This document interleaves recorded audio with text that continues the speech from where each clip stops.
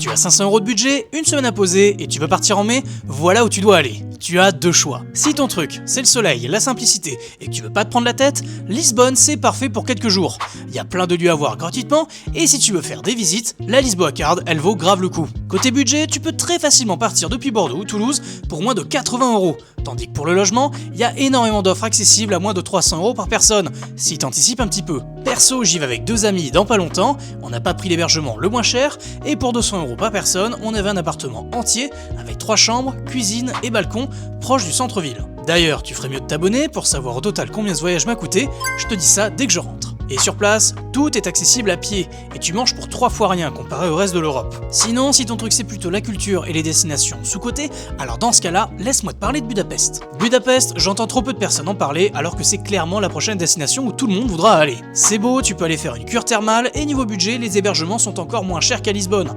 Tu peux littéralement avoir un appartement entier pour une semaine pour 300 €. Que tu choisisses une option plutôt qu'une autre, le mois de mai, il est parfait. Tu vas profiter du beau temps et voir moins de touristes qu'en haute saison, en plus d'avoir des tarifs plus que raisonnables, à condition bien sûr d'être flexible. Moi c'est Pierre, je suis travel planner, et si tu veux que j'organise ton prochain voyage, contacte-moi sur voletia.fr.